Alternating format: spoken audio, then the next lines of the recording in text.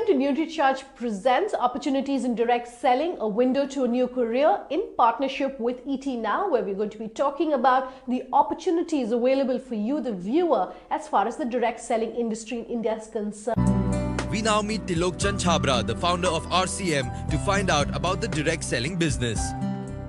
Let's start by talking about आप हमारे viewers को बता सकते हैं कि what is direct selling and who can be a direct seller?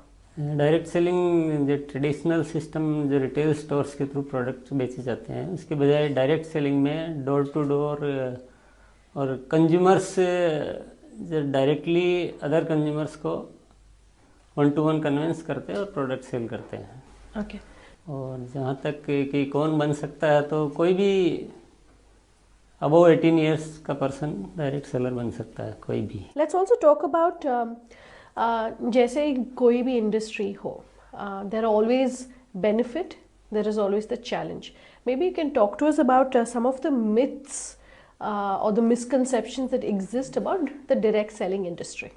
कुछ लोग ऐसा समझते हैं कि ये डायरेक्ट सेलिंग के थ्रू कंपनी जो है पैसा लोगों से कलेक्ट करती है और बाद में उसको देती नहीं है या मनी रोटेशन वगैरह करती है, जबकि ऐसा नहीं है. डायरेक्ट सेलिंग का मतलब प्रोडक्ट बेचने का सिस्टम है, प्रोडक्ट और सर्विसेज. तो ये केवल मिथ है. डायरेक्ट सेलिंग बहुत genuine business. How many direct sellers do you have? We have near about 20 lakhs direct sellers. Why is direct selling, in your opinion, suited to India as a country? Direct selling में multiple या कहेंगे कि हम ज़्यादा से ज़्यादा लोग इस काम को कर सकते हैं. इसमें लिमिटेशन नहीं है कि जैसे कोई जॉब होता है या एम्प्लॉयमेंट होता है तो एक लिमिटेशन होती है कि 1000 10,000 की वैकेंसी होती है, पर इसमें ऐसा नहीं है. इसमें कितने भी लोग हो तो इस काम को कर सकते हैं. तो हम इंडिया के एंगल से कहेंगे तो मोस्ट सुटेबल बिजनेस है ये. तो यहाँ बहुत ज़्यादा स्कोप है. So, what is your advice for someone who wants to become a direct seller? What is your advice in terms of what they should keep in mind if someone wants to become a direct seller? लोगों को किसी लालच में नहीं आना चाहिए. एक genuineness check करनी चाहिए कि जो जिस कंपनी से वो जुड़ रहे हैं उसके प्रोडक्ट जेन्युइन है, उसकी प्राइस जेन्युइन है, और कहीं ऐसा तो नहीं है कि अभी पैसा लिया जा रहा है और कुछ बाद में देने का कमिटमेंट है, या किसी नाम से पैसा लिया जा रहा है और प्रोडक्ट नहीं दिया जा रहा है. तो ये सब चीज़ें देखनी चाहिए.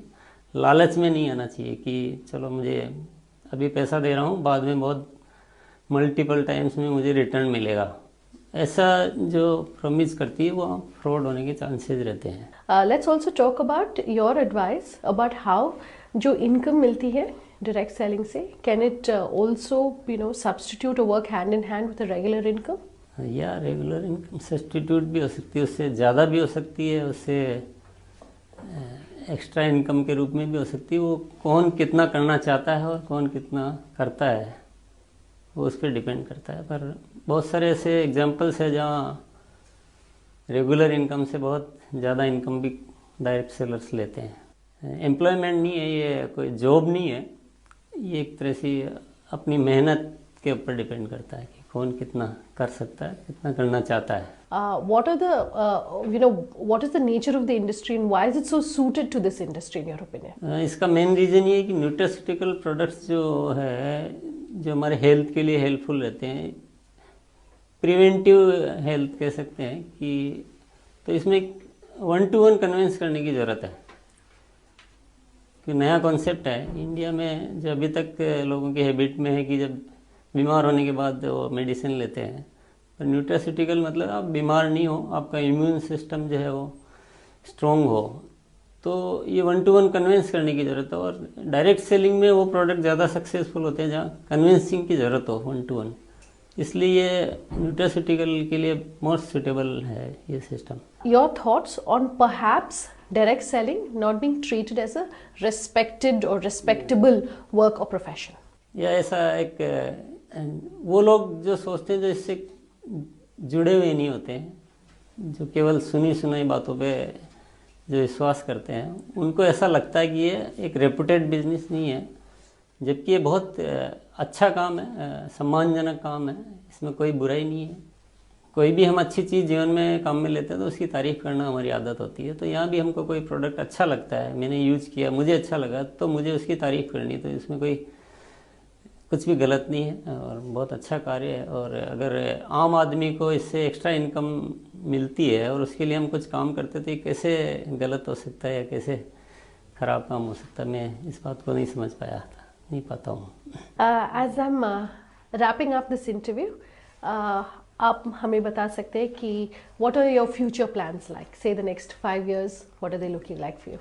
नेक्स्ट 5 years में हमारे जो प्लान्स है कि हम अपने प्रोडक्ट की क्वालिटी को और बेहतर से बेहतर करें और ऐसा प्रोडक्ट लोगों को दें कि जो आउट ऑफ कंपैरिजन हो, जो एक बहुत रीजनेबल रेट में बेस्ट क्वालिटी प्रोडक्ट हम दे पाएँ, ताकि हमारी कंपनी की रेपुटेशन लोगों में बने और लोगों में एक ऐसा कि इस कंपनी के प्रोडक्ट हमने बेचे तो हमें कभी भी कोई शिकायत नहीं मिली और हमने इस कंपनी के साथ काम किया तो हमारा करियर सेफ है और हमें आगे जाके बहुत बड़ा फ्यूचर दिखाई देता है। तो उस पर पूरी तैयारियां हैं, बहुत बड़ी तैयारियां हैं।